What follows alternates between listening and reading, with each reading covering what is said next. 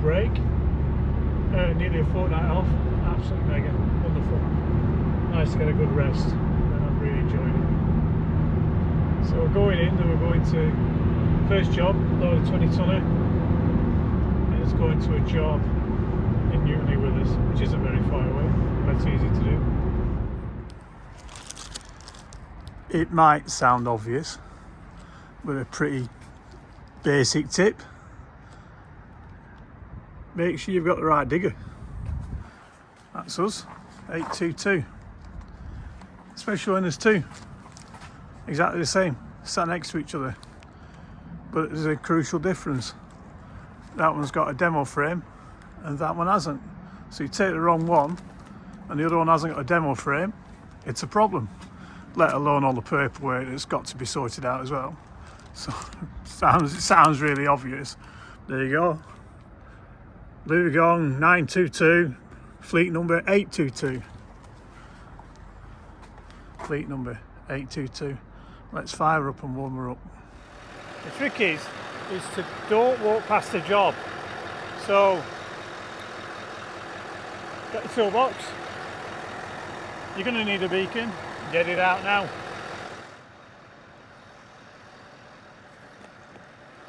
Get your other one. You're going to need it.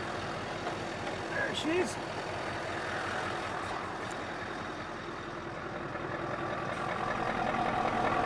Change the plate. It's going to be a Cat 2 job. Cat 2 plate.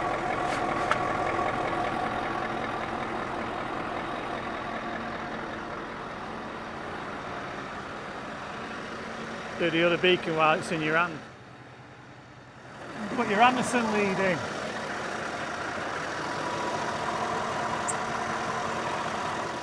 I tried running that lead permanently with a Susie, can you see?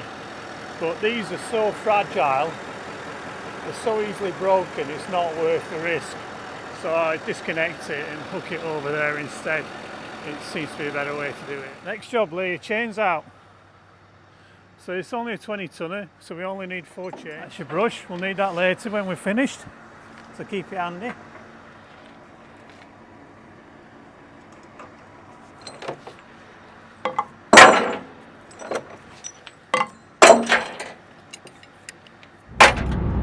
You notice I'm not in work uniform. I don't drive to work in work uniform. I don't drive home, keeps the van clean.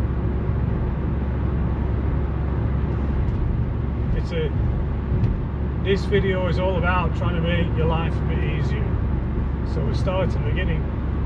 And if you are fortunate to, you don't need to sleep in your truck.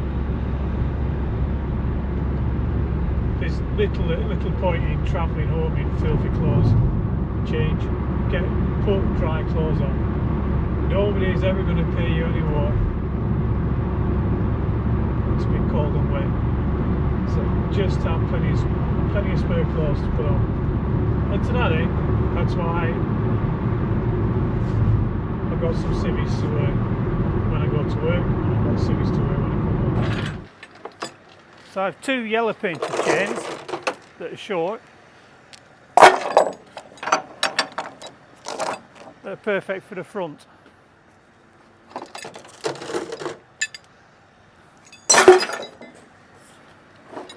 And 2 big red ones that are perfect for the back. I lay my chains and binders out first, and I also lay them on the load bed. Don't leave them on the floor because you'll lose them and they'll get muddy, so you don't want to do that. When you finish with this, shut it back up.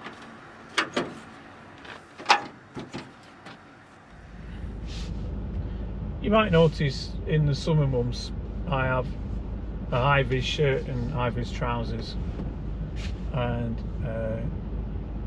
when it gets wintry I've got some bib and brace trousers that I wear over those overalls, because it's the same thing. If you're going to be jumping in and out of the cab, which you are going to be doing this job in building sites, you need to have that high-vis gear on.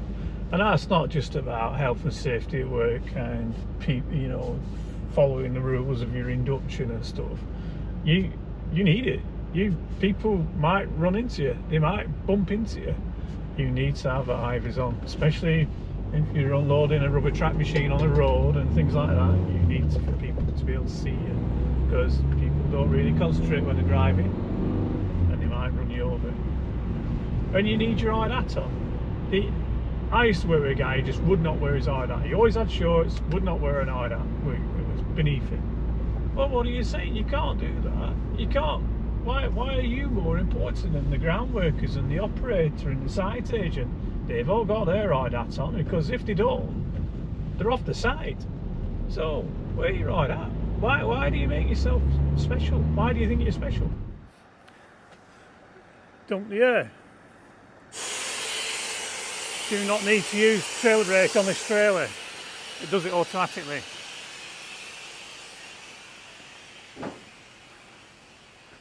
Because we have these hydraulic feet, I can afford to dump the air, and I know the feet will still come down. If you've got feet like this, you need to let the feet down first and then dump the air, because if not, they might not swing down onto the floor properly. So we want to widen the deck. To widen the deck, we have to undo these binders first, or else the deck won't widen.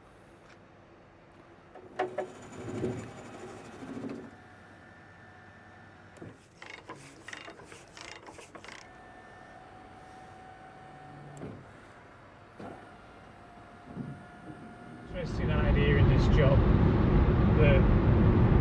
especially driving regular lorries. If you've been there a long time and you've got to know everybody, and the plan is, you know, you work hard, or you're responsible and conscientious, and the plan is try and get you the jobs that you like doing. If you like doing a job up to Scotland, they'll try and figure it out for you so you can do that, because you have a good relationship with your bosses. If you're a responsible driver, you would have a good relationship. And to be quite honest, comfortable drivers who are happy in the work tend to stick around in the companies that look after them and they feel comfortable in.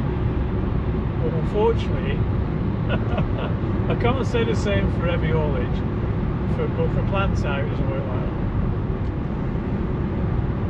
The more experience you get, the longer you've done the job, the more capable you become, and the more they expect of you. So you don't get the easier jobs, you don't get the basic jobs, you get tricky jobs. You get the job that somebody else couldn't do because he couldn't figure out how to get there, or the gate got locked and he couldn't get in. And you can let your head go down on that and say, well, that's not fair, or you can take that on in a responsible way and get it done. You know, none of these jobs are ever impossible. Somebody got that digger there before. Somebody can get the digger out. So you're not gonna struggle. It might seem complex, and it might seem, well, I'm gonna have to think about this and think about that. But you have to turn your head onto it, accept it, and do it. And there will be people who will agree with me on this. That is a thing that makes the job a satisfying job that it is. Some people think it's the V8 lorry with the spot lamps on. It's not. It's just doing the job well, again and again and again, getting it right, taking responsibility. As Foxy likes to say, pushing his sleeves up and figuring it out.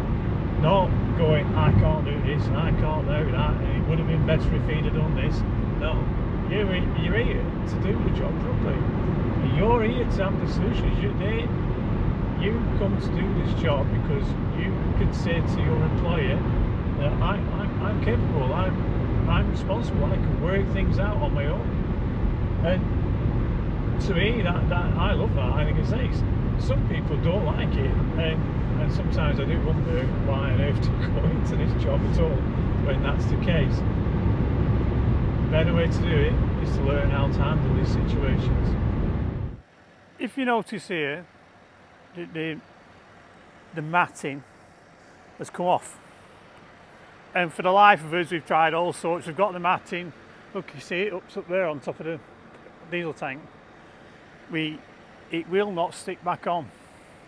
But to be fair, it's actually a lot easier to clean like that. So I'm not averse to just putting out some belt on the bare metal bits when you're loading steel track machines. So if you're loading Moxies and dumpers, it's not really a problem, or rubber tracked 8 tonners, it isn't a problem. But if you are putting steel track machines on, you need to put the rubber decking down. Friction matting is the formal term, and you need to put that down first. I noticed some drivers keep the lorries immaculate. I make my very, very best effort to keep my lorry clean. I really do, inside and out. It makes perfect sense to do it.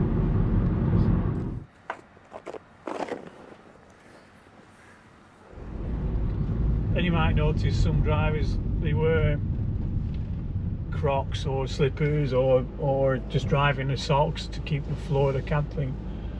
That's lovely, that's great. I tried that once, I couldn't do it, it was impossible. But I have a theory about this too. When you're doing plant hire, I always think you need to be getting out and looking at what you're doing and talking to the people on ground level, not shouting down from the cab window because you don't want to get your feet muddy on the building site. So if you're there with your work boots on, you can get out, you can get your hard hat on and get out and talk to people, talk to them properly and look at what they're trying to say to you. When they say, well, we need you to go up there and turn around up there, you need to be able to look at that properly and hear what they're going to say. You can't hear it from behind the steering wheel, no matter how much you think you can, you can't. And to take the stress away from you, you need to be familiar with the area that you're working. You can't always judge ground from the cab, from behind the steering wheel in the cab. You know, you might look at that and go, "There, that's okay, it'll be fine." The next thing you know, you're down to the bumper. So we've got the chains ready to rock. They'll sit in the tiny void that you get at the front of the tracks when the machine goes up to the neck. We've got matting down. We've got the rear trains. We've noticed we've left that space. That's important, that loop. We're going to use that. So don't cover it up with the matting. We do have a chain to secure the boom, but it's in the box and it can stay in the box for now. And when we go up and secure the bucket later, we can go and get it then. Do we think we can get that machine out of that gap? No, we're not going to risk it. Let's move that little 13 tonner and sort it out.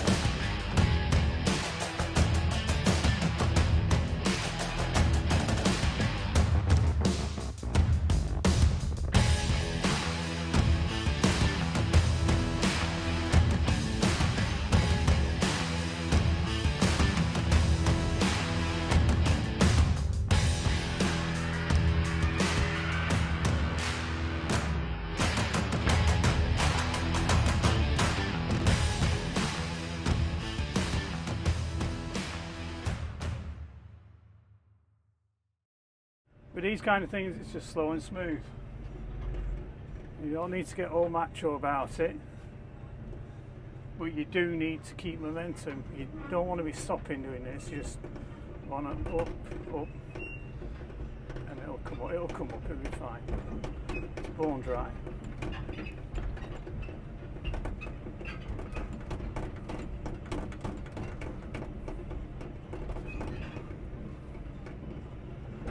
Cheers. Nearly at the dangerous bit. And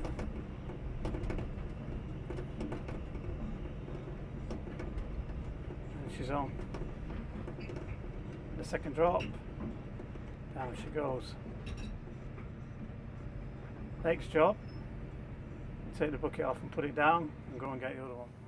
So we don't need to make this into a high stress thing. Just think about what you're doing, take your time, don't be rushed.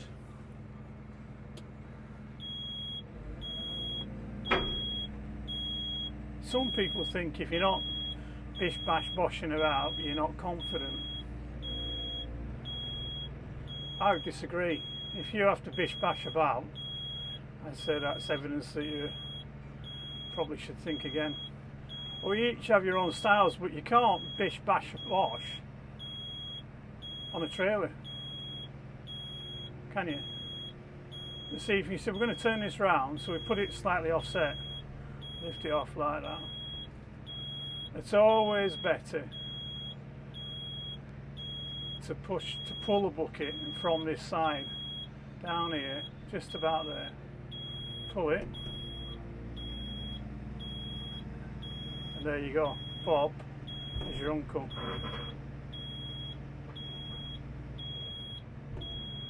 Just a little bit further across. But the trick is to know when to stop messing about with it as well. You're here to do a job, not win a lorry show. There you go. That'll do. It's in line, it's parallel. That should do. Now we'll go and get the other bucket.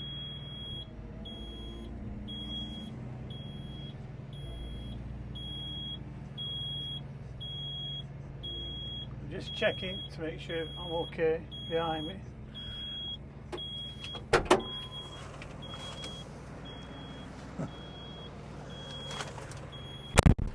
There is a country mile.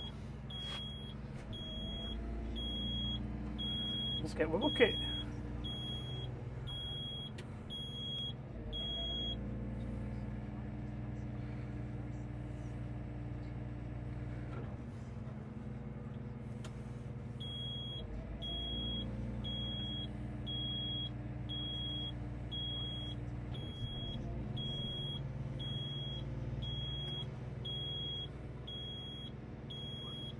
Same again, just slow and smooth.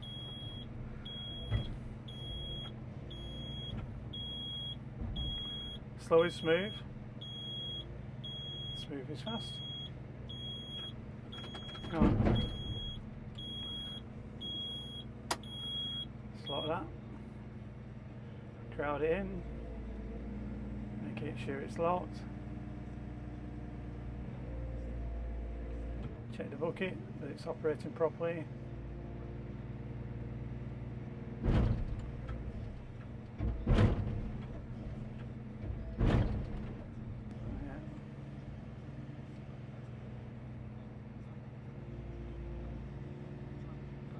Bring the machine in, bring the boom in, bring the boom high, bring it across. We're going to work underneath the machine, might as well track it forward side on. We've already checked that there's plenty of room and that we're not going to bang into next door's lorry, so keep there. Side on gives you a really good view of the tracks. So now we're going to secure the machine and then the bucket.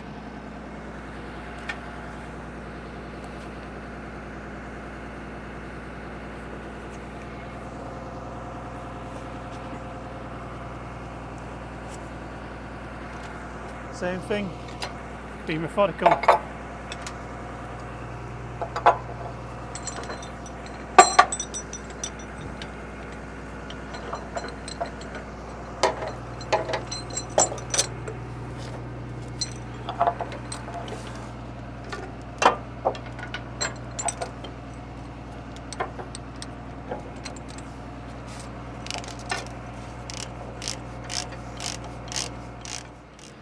So that was easy. I run it off the round bit because I believe that gives a straighter and more even pull and a little bit extra leverage pulling down. I always use chains on buckets these days. I don't like straps on buckets. There's too many sharp edges for you to use a strap. And We've got our chain for the boom, got that out ready for later on. So come round, nice and smooth. Don't want to bang into the machine next door. Lift it up.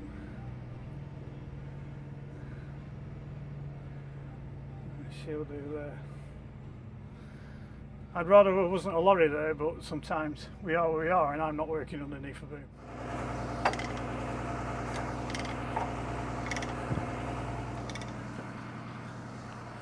So we jumped out to do the chains. So there's no point climbing back in until you put the ramps up and put the legs up. That machine's chained down, it's going nowhere. So there's no point climbing in and out of it when you don't need to. These jobs need to be done as well. And if you put the legs up, put the ramps up and the legs up, you can make sure that you get your boom in the middle.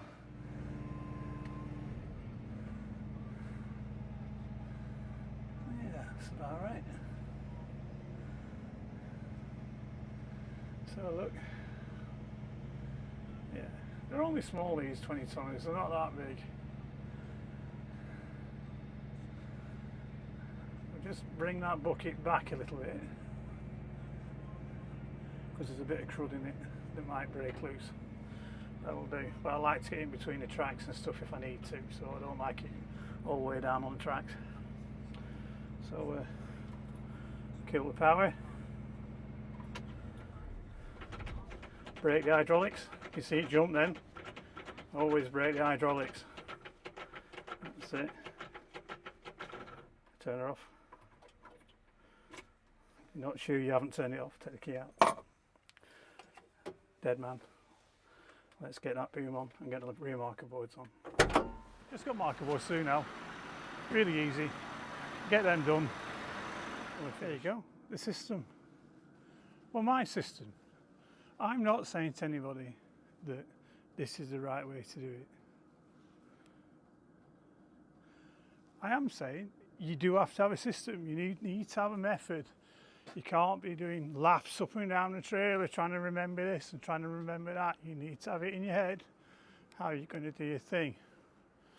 So we don't get the chains out on the neck, because when we want to turn a bucket round on the neck, they'll squash into the chains. So get the chains out afterwards. But have the chains you're going to use for that on the neck if possible. If you haven't got that kind of box, you find a way to work around it. Secure underneath. Stay within the machine. Why clomp around in all the mud on a muddy building site when you can just stay in the machine? Stay in the machine. But when you get out and do the things you need to do. The ramps, the marker boards, the chain for the boom, resetting the air suspension. Just think of it methodically how you need to do your job on your trailer. And believe it or not, when you go to a different trailer or a different design, you will be able to adapt that system to work for that trailer too. I've always advised people who come for me for a bit of training and things is don't try and remember it.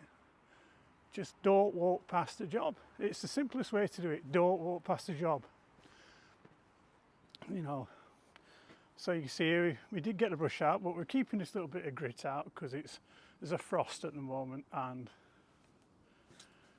I want a bit of grit on the load bed.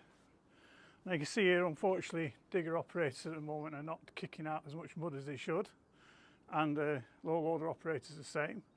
But I've set that bucket, so should that collapse out, which it will, it'll land inside there and I can sweep it out before I set off. Little details matter. That had like a load of digestive biscuits sat on it, didn't it? Sweep it off. Sweep it off. You wouldn't want it falling off, would you? So sweep it off. Do it properly. Clean it up. The track's up against the step, which is what the DVSA expects us to do these days. And you can see the chain just fits the void underneath. Very convenient, that. Very, very convenient. You do need to have a system on how to do this. You need to have a methodical approach, because a methodical approach will allow you to do the other things that are going to be more complex on site, like finding the right place to get loaded. If you're worrying about where your chains are, or if you haven't oiled your chains properly, it's not going to be that easy to start doing all the other jobs too. So you need to simply get the little things done first, get the little easy things done first, and the rest of it will fall together. So there you go, that's quite a simple one to sort of explain to everybody. And what we're trying to say is don't try and remember how to do a thing. You need to understand how to do a thing. What I learned in the Navy, especially in the submarine service, was that you had to understand the systems, not remember them. Because the important thing is that you need to be able to deal with things that happen as you go along. And if you're trying to remember it as like your times table, you're not going to be able to remember it that easily, and that's really hard. So just step by step and develop your own system. Don't look at me, don't say mine is the right way to do it. Look at your own, but be methodical, because it'll help you in the future. There you go, folks.